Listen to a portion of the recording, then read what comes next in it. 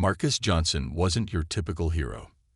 At 32 years old, he carried himself with a quiet confidence that made people take notice, even if they didn't know much about him. Standing at 6 feet tall with broad shoulders and arms, sculpted from years of rigorous training, Marcus looked like someone who could handle himself in any situation. But what truly set him apart wasn't his physique, it was the way he carried himself. He had a calm demeanor, always choosing his words carefully and treating others with respect. Those who knew him well often described him as the guy you'd want by your side in a tough spot. Growing up in Chicago's South Side, Marcus learned early on what it meant to face adversity. His mother, Evelyn, worked tirelessly as a nurse to provide for him after his father walked out when Marcus was just 8 years old. Money was tight, and there were days when dinner consisted of nothing more than rice and beans. But Evelyn never let their struggles break her spirit. She taught Marcus the value of hard work, integrity, and standing up for what's right, even when it wasn't easy. Those lessons stuck with him throughout his life. As a teenager, Marcus discovered mixed martial arts, MMA, almost by accident. A friend invited him to a local gym one day, and though he initially went just to blow off steam, he quickly fell in love with the sport. MMA became more than just a hobby. It was an outlet, a discipline, and eventually a career. Over the years, Marcus fought in dozens of matches, earning a reputation for his technical skill and sportsmanship. While he wasn't the flashiest fighter, his opponents respected him because he left everything in the cage. No excuses, no shortcuts. But outside the octagon, Marcus preferred a simpler life. He worked as a personal trainer at a small fitness studio downtown, helping clients achieve their goals while sharing his passion for health and wellness. On weekends, he volunteered at a community center, teaching self-defense classes to kids who reminded him of his younger self, kids who needed guidance and a positive role model. To Marcus, these moments mattered more than any trophy or title ever could.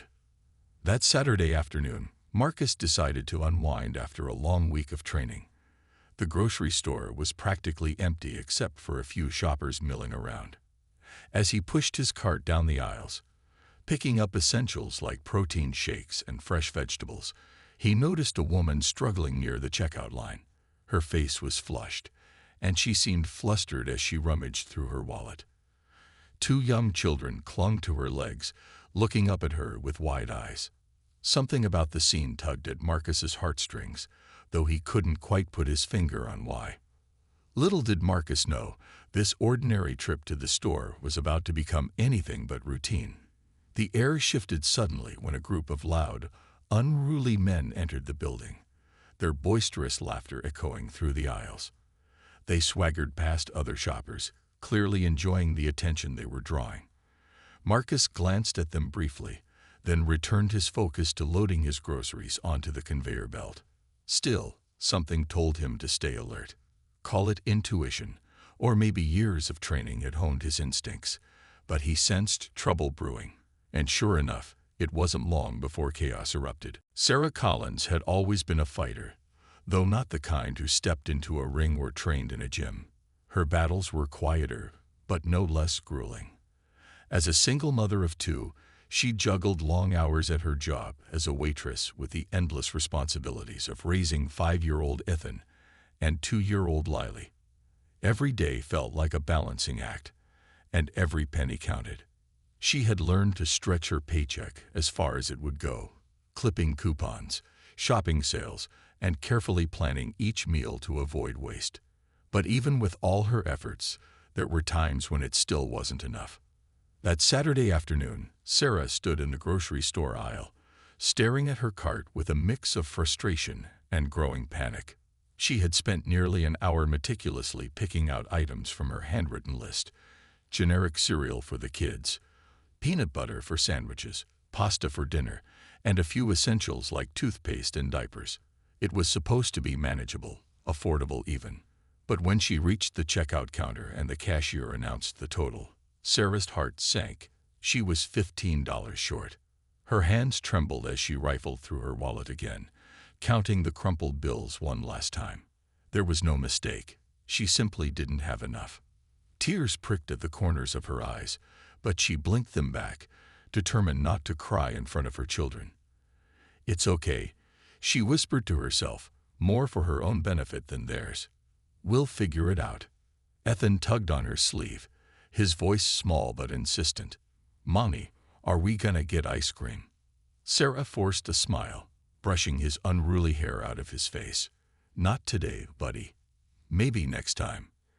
Lily, sensing her mother's distress, began to whimper softly. Sarah shifted her toddler onto her hip, bouncing her gently to calm her down.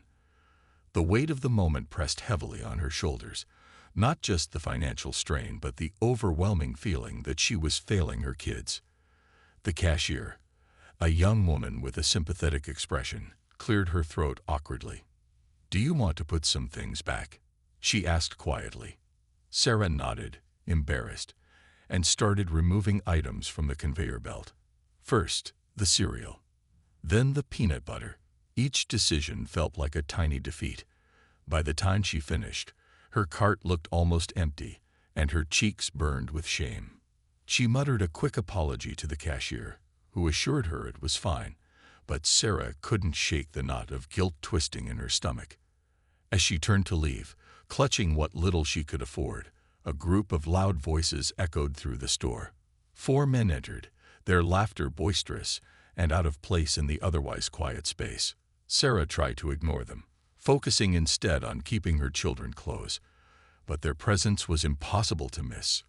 One of them, a tall, broad-shouldered man with a cocky grin, caught sight of her and sneered. "Looks like someone can't afford their groceries," he said loudly, drawing snickers from his friends.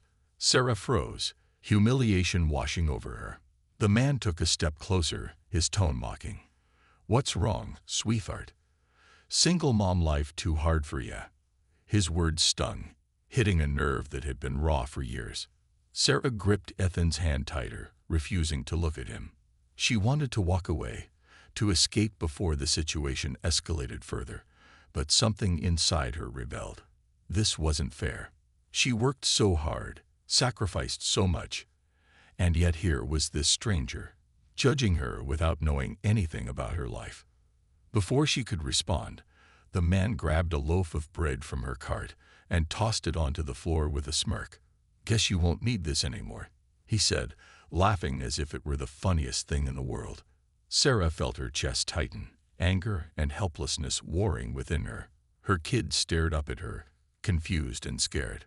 For a moment, it seemed like the entire store held its breath, waiting to see what would happen next. Months after the grocery store incident, life had settled into a new rhythm for both Marcus and Sarah. But it was a rhythm filled with purpose. The ripple effects of that day continued to spread, touching lives in ways neither of them could have imagined. What started as a simple act of standing up for what was right had blossomed into something much bigger. A movement of kindness, courage, and community. Marcus's self-defense classes became more than just lessons in technique. They evolved into spaces where people learned about confidence, resilience, and empathy. Parents brought their children not only to learn how to protect themselves, but also to understand the importance of using strength responsibly. "It's not about fighting," Marcus often reminded his students. "It's about knowing when to step in and when to walk away." His words resonated deeply, especially among kids like Ethan, who looked up to him as a mentor and role model. Ethan himself transformed over time. Once hesitant and unsure, he now walked taller, spoke louder, and smiled more often. At school, he stood up for classmates being teased on the playground, channeling the same quiet bravery Marcus had shown that day at the store. "My mom says we're supposed to help people when they can't help themselves," Ethan told his teacher proudly during one such moment. Word of his actions made its way back to Sarah, filling her heart with pride and gratitude. For Sarah, the changes were no less profound. With the support she received from the community, she was able to stabilize her finances and focus on building a brighter future for her family. But it wasn't just material relief that changed her outlook.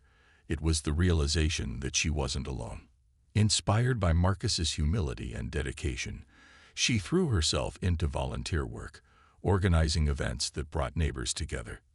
From holiday toy drives to free nutrition workshops, Sarah became a beacon of hope in her own right, proving that even those who have faced hardship can lift others up.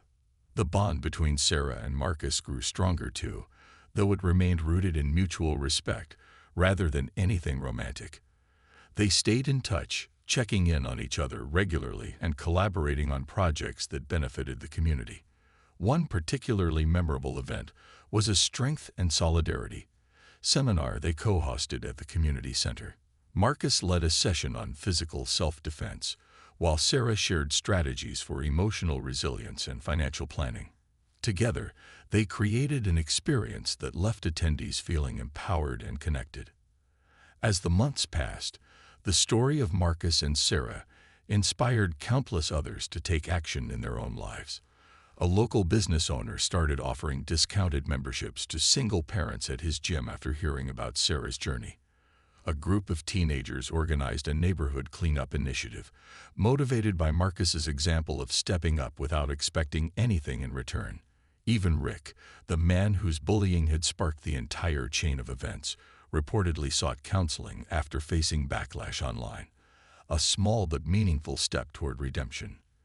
Looking back, Marcus reflected on how one seemingly ordinary trip to the grocery store had turned into a defining moment, not just for him, but for everyone involved. He didn't see himself as extraordinary. He simply believed in doing what was right, even when it was hard. And yet, his actions had ignited a spark that refused to fade. Sarah felt the same way. To her, Marcus wasn't just a hero. He was proof that compassion and courage could change the world, one small act at a time. As she tucked Ethan and Lily into bed one evening, she paused to kiss them goodnight, feeling a deep sense of peace. Life would always have challenges, but she knew they would face them together. And with people like Marcus in their corner, they'd never truly be alone. In the end, the story wasn't just about Marcus or Sarah or even the bullies. It was about the power of standing up, reaching out, and believing in the goodness of humanity. It was a reminder that heroes aren't born. They're made, through choices big and small, every single day. And sometimes, all it takes is one brave moment to set off a wave of positive change that touches hearts far beyond what anyone could have dreamed. By Monday morning, the video of Marcus standing up to Rick and his friends had gone viral. Shared across social media platforms, news outlets picked it up quickly, turning the incident into a story that resonated far beyond the walls of the grocery store. Headlines like "MMA fighter defends single mom from bullies" and "Everyday hero uses skills to stand up for what's right" dominated local news websites, while national outlets began reaching out for interviews. The clip showed Marcus calmly stepping in, handling the confrontation with precision and restraint, and ensuring Sarah and her children were safe. Viewers couldn't get enough of it. Comments poured in by the thousands, many praising Marcus not just for his physical prowess, but for his composure and compassion. "This is what real strength looks like," one viewer wrote. Another added, "He didn't escalate unnecessarily. He diffused the situation without losing his cool. That's true leadership." Parents shared the video with their kids, using it as an example of how to handle conflict with dignity. Teachers posted it in online forums, calling Marcus a role model for young people everywhere. For Marcus, however, the sudden attention came as a surprise, and not entirely a welcome one. He had always preferred staying out of the spotlight, focusing instead on helping others quietly and without fanfare. When reporters started calling his gym and showing up at the community center where he taught, he initially declined all requests for interviews. But after some encouragement from friends and colleagues who pointed out that sharing his story could inspire even more people, Marcus reluctantly agreed to speak publicly, but only on his terms. "I'm no hero," he said during a brief interview with a local news station. "I just did what anyone should do when they see someone being treated unfairly." We all have a responsibility to look out for each other, especially those who might not be able to stand up for themselves in the moment. His humility struck a chord with viewers, reinforcing the idea that true heroes don't seek recognition. They act because it's the right thing to do. Meanwhile, Sarah found herself swept up in the wave of support that followed the story's spread. Friends, family, and even strangers reached out to offer words of encouragement or assistance. A GoFundMe campaign was set up in her name by a fellow shopper who had witnessed the incident, raising over $10,000 within days to help her cover expenses. Local businesses donated gift cards for groceries, clothing, and school supplies for Ethan and Lily. One woman even dropped off a handmade quilt at Sarah's doorstep, leaving a note that read, "To remind you that kindness exists in abundance." The outpouring of generosity overwhelmed Sarah, bringing tears to her eyes more than once. For so long, she had felt like she was fighting life's battles alone. Now she realized there was a whole community ready to rally around her if she let them. Inspired by Marcus's selflessness, she decided to use this newfound platform to give back. She began volunteering at the same community center where Marcus taught, organizing food drives and fundraisers for other single parents struggling to make ends meet. As weeks turned into months, Marcus continued teaching his self-defense classes, now attracting larger crowds than ever before. Many attendees cited the grocery store incident as their reason for joining, eager to learn from someone who embodied both discipline and integrity. Among them was Ethan, who quickly became one of Marcus's most enthusiastic students. At first shy and unsure, Ethan blossomed under Marcus's guidance, gaining confidence not just in his movements but in himself. Watching her son grow stronger, both physically and emotionally, brought Sarah immense joy. One Saturday afternoon after class, Marcus pulled Sarah aside. "You're doing great work here," he told her sincerely. "It's not easy putting yourself out there, but look at the impact you're having." Sarah smiled, feeling a warmth spread through her chest. "I couldn't have done any of this without your example," she replied. "You reminded me that standing up doesn't always mean throwing punches.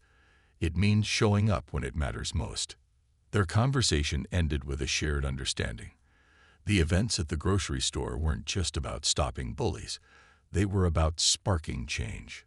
Change in how people treated one another, change in how communities supported their members, and change in how individuals viewed their own ability to make a difference. And though neither Marcus nor Sarah sought fame or glory, they knew their actions had planted seeds of hope that would continue to grow long after the headlines faded. Rick's shove was meant to provoke, to assert dominance, and make a statement. But as his hand connected with Marcus's chest, he quickly realized he had underestimated the man standing before him. Marcus didn't budge, at least, not in the way Rick expected. Instead of stumbling back or showing any sign of fear, Marcus stood rooted to the spot, his posture calm but unyielding. The look in his eyes said it all. This wasn't someone who could be intimidated. For a brief moment, Rick hesitated. There was something about Marcus's demeanor that unsettled him. It wasn't anger or aggression. It was control. Years of mixed martial arts training had taught Marcus how to read people, how to anticipate their moves, and most importantly, how to stay composed under pressure. He wasn't there to start a fight, but he also wasn't going to back down. And Rick, drunk on bravado and oblivious to the danger he was courting, misread Marcus's calmness as weakness. "You think you're tough, huh?" Rick sneered, trying to recover his confidence. "Go ahead, tough guy. Do something." His friends cheered him on, egging him to escalate the situation further. One of them shouted, "Yeah, show him what you're made of." Another laughed nervously, though there was a flicker of doubt in his expression. Even they could sense that something was different about Marcus. Marcus didn't rise to the bait. Instead, he took a small step forward, closing the gap between himself and Rick. The movement was subtle but deliberate, a silent signal that he wasn't afraid. "I already told you," Marcus said, his voice low and steady. "You've got two choices: walk away or deal with the consequences." His words carried a quiet authority, the kind that came from knowing exactly what he was capable of, and being prepared to act if necessary. Rick's smirk faltered for a split second, But pride wouldn't let him back down now. Consequences. He spat, feigning bravado. "What are you gonna do? Beat me up? You think you're some kinda hero?" He threw another shove, harder this time, aiming to knock Marcus off balance. But instead of reacting impulsively, Marcus sidestepped with ease, using Rick's momentum against him. In one fluid motion, Marcus grabbed Rick's arm, twisted it gently but firmly, and delivered a controlled strike to his midsection. It wasn't a punch meant to injure. It was precise, calculated, and just forceful enough to send Rick stumbling backward, clutching his stomach. The crowd gasped collectively, the tension in the air thickening. Rick landed awkwardly on the floor, his face a mixture of shock and humiliation. For a moment, he lay there, winded and speechless, while his friends stared in stunned silence. No one had expected the confrontation to turn physical so quickly, or for Rick to lose so decisively. Sarah watched wide-eyed, her grip tightening around her children, as she processed what had just happened. Even she hadn't anticipated Marcus moving so swiftly or efficiently. But Marcus wasn't finished yet. He turned his attention to Rick's friends, who were beginning to shuffle uncomfortably. They had entered the store looking for trouble, but now that things were escalating, their bravado started to waver. One of them muttered, "Man, maybe we should just go," while another glanced toward the exit, clearly considering retreat. Marcus locked eyes with each of them, his expression unwavering. "Your call," he said simply. "Leave now or join your buddy on the floor." The threat hung in the air, unspoken but unmistakable. Rick's friends exchanged nervous glances, weighing their options. None of them wanted to test Marcus's resolve, not after seeing how easily he had taken down Rick. Slowly, reluctantly, they began to edge away, muttering under their breath as they retreated toward the door. Rick, still struggling to catch his breath, scrambled to his feet and followed them, shooting a final glare at Marcus before disappearing out of sight. As the commotion died down, the store fell eerily quiet. Shoppers who had been watching from a distance began to relax, some letting out sighs of relief while others murmured their approval. A few even clapped softly, though Marcus paid them no mind. His focus remained on Sarah and her children, who were still standing near the checkout line, frozen in place. Sarah's heart raced as she looked at Marcus, gratitude and disbelief warring within her. She had never seen anyone handle themselves with such poise and precision. To her, Marcus wasn't just a stranger who had stepped in to help. He was a symbol of hope, proof that kindness and courage still existed in the world. And as Marcus approached her, offering a reassuring smile, she knew she would never forget this day, or the man who had changed it forever. With Rick and his friends retreating in humiliation, the store slowly began to return to normal. Shoppers who had been frozen in place during the confrontation started moving again, some heading back to their carts, while others lingered, whispering about what they had just witnessed. The cashier, still standing behind her register, let out a shaky breath and gave Marcus a grateful nod. For Sarah, however, the moment felt surreal. Her heart was still racing, her mind struggling to process everything that had happened in such a short span of time. Marcus turned his attention fully to Sarah now, his expression softening as he approached her. "Are you okay?" he asked gently, his deep voice cutting through the lingering tension like a balm. Sarah nodded quickly, though her trembling hands told a different story. She tried to speak, but the words caught in her throat. Instead, she managed a small, shaky smile, clutching her children closer to her side. Ethan looked up at Marcus with wide eyes, clearly in awe of the man who had stood up to the bullies. Lily, sensing her mother's relief, finally stopped whimpering and peeked out from behind Sarah's arm. I don't know how to thank you," Sarah stammered after a moment, her voice barely above a whisper. "You didn't have to do that." Marcus shook his head, brushing off her gratitude with a calm wave of his hand. "It's not about thanks," he replied simply. "No one deserves to be treated like that. Not you, not your kids. Everyone deserves respect." His words struck a chord deep within Sarah. Respect was something she often felt she had to fight for, especially as a single mother trying to make ends meet. People judged her without knowing her story, assuming things about her life or her choices, but Marcus hadn't done that. He had seen her struggle, stepped in without hesitation, and handled the situation with a grace and strength that left her feeling both humbled and inspired. Seeing the groceries scattered around them, the loaf of bread still lying on the floor where Rick had thrown it, Marcus bent down and picked it up. He placed it carefully back into Sarah's cart, then glanced at the other items she had been forced to remove earlier. "Let me pay for these," he said firmly before she could protest. "Consider it my way of helping out." Sarah's eyes widened in surprise. "Oh no, I couldn't let you do that," she insisted, shaking her head. "You've already done so much." But Marcus wasn't taking no for an answer. "It's just $15, he said with a reassuring smile. "And trust me, it's worth it if it means you and your kids can go home with everything you came here for."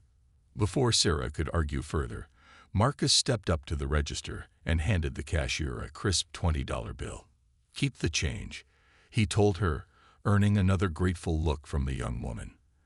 As the transaction was completed and the bagged groceries were loaded back into Sarah's cart, she felt tears welling up in her eyes again.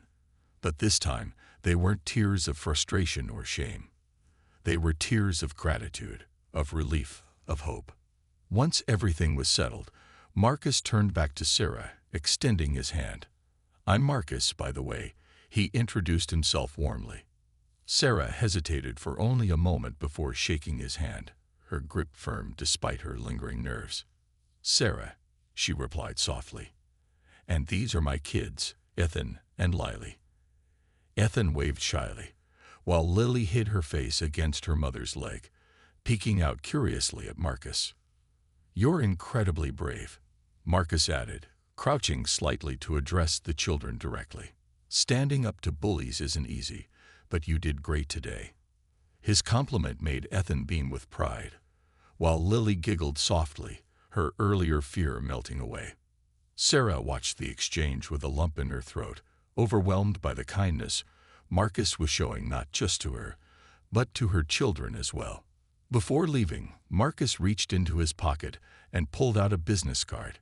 Handing it to Sarah, he explained, "If you ever need help, whether it's learning self-defense or just talking through tough situations, I'd be happy to lend a hand. My classes are free for anyone who needs them." Sarah took the card, holding it tightly as if it were a lifeline. "Thank you," she whispered, her voice thick with emotion, "for everything." As Marcus walked away, disappearing into the aisles of the grocery store, Sarah stood there for a moment, watching him go. She felt lighter somehow, as though a weight she hadn't even realized she'd been carrying had been lifted. The groceries in her cart suddenly seemed less like necessities and more like symbols of possibility. And Marcus, he wasn't just a stranger who had helped her. He was proof that good people still existed in the world, ready to step up when it mattered most. As Marcus walked away, the store manager approached Sarah, visibly shaken but eager to ensure everything was under control. "Ma'am, are you all right?" he asked, his tone laced with concern. Sarah nodded, still holding Marcus's business card tightly in her hand. "Yes, I'm fine," she replied softly, glancing toward the direction Marcus had gone. "That man, he really helped us." The manager followed her gaze, nodding thoughtfully. "He sure did. We're lucky he was here." Meanwhile, security guards arrived, having been alerted by alarmed shoppers during the confrontation. They quickly reviewed the store's surveillance footage, confirming what everyone already knew. Rick and his friends were the aggressors, while Marcus had acted purely in defense. Satisfied that no further action was needed against Marcus, the guards escorted Rick's group off the premises, issuing stern warnings not to return. Rick muttered something under his breath as he left, but his words lacked conviction. Defeat hung heavy in his shoulders. Back inside the store, whispers rippled through the crowd. People who had witnessed the incident couldn't stop talking about it. "Did you see how calm he was?" one shopper said to another. "Not a single wasted move. He knew exactly what he was doing." Others nodded in agreement, marveling at Marcus's composure and skill. A few even pulled out their phones, sharing videos they had recorded of the altercation on social media. Within minutes, snippets of the encounter began circulating online, sparking reactions from people across the city. By the time Sarah reached the parking lot, pushing her cart filled with groceries, she noticed a small group of shoppers gathered near the entrance. They were discussing the events animatedly, some praising Marcus for his bravery and others expressing outrage over Rick's behavior. One woman approached Sarah cautiously, offering a sympathetic smile. "I saw what happened," she said kindly. "You handled yourself so well, especially with your kids there. That must have been tough." Sarah managed a weak smile, touched by the stranger's words. "It wasn't easy," she admitted, "but I had help." She glanced back toward the store, wishing she could thank Marcus one more time. Though he was nowhere to be seen, his presence lingered, not just in the minds of those who had witnessed his actions, but in the way he had changed the atmosphere of the entire store. Where fear and tension had once dominated, there was now a sense of solidarity among the shoppers, a shared understanding that standing up to bullies mattered. Later that evening, Sarah sat at her kitchen table, replaying the day's events in her mind. Ethan and Lily played quietly nearby, seemingly unfazed by the earlier chaos. For Sarah, however, the memory of Rick's mocking laughter and cruel words lingered, though it was softened by the image of Marcus stepping in without hesitation. She looked down at his business card again, running her fingers over the printed letters. Marcus Johnson, personal trainer and self-defense instructor. Beneath his name was a phone number and an address for the community center where he taught. Curiosity got the better of her, and she decided to look him up online. What she found amazed her. Marcus wasn't just a local trainer. He was a respected figure in the MMA community, known not only for his skills in the ring, but also for his work mentoring at-risk youth. Dozens of testimonials poured in from parents whose children had benefited from his classes, describing him as patient, dedicated, and inspiring. Photos showed Marcus teaching groups of kids self-defense techniques. His face lit up with encouragement as he guided them through each movement. Sarah felt a surge of admiration and gratitude. It wasn't every day you met someone who used their strength not for personal gain, but to uplift others. As she scrolled through the comments, one post caught her eye. Someone had uploaded a video of the grocery store incident, captioned, "Real-life hero stands up to bullies to protect a single mom." The clip had already racked up thousands of views, with viewers flooding the comments section with praise for Marcus's actions. "This is why we need more people like him in the world," one commenter wrote. Another added, "He didn't just defend her. He reminded us all that kindness and courage go hand in hand." Reading these words, Sarah felt a renewed sense of hope. She realized that Marcus's intervention had done more than protect her family. It had inspired countless others to believe in the power of standing up for what's right. The next morning, Sarah woke up determined to pay it forward. She called the community center listed on Marcus's card and signed herself and Ethan up for his upcoming self-defense class. If nothing else, she wanted her son to learn from someone like Marcus, someone who embodied strength, discipline, and compassion. As she hung up the phone, the laughter of the four men echoed through the grocery store, drawing stares from other shoppers. Rick, the loudmouthed leader of the group, seemed to thrive on the attention. His friends egged him on with chuckles and jeers, clearly enjoying the chaos they were causing. But for Sarah, every second felt like an eternity. Her face burned with embarrassment as she clutched her children closer, trying to shield them from the humiliation unfolding before their eyes. She wanted nothing more than to disappear, to escape this nightmare and go home. Rick wasn't done yet. After tossing the loaf of bread onto the floor, he leaned in closer to Sarah, his voice dripping with mockery. "Come on, sweetheart, don't tell me you're gonna cry over a little bread," he sneered, his breath carrying the faint smell of alcohol. His friends hooted with laughter, one of them shouting, "Yeah, maybe she needs a loan."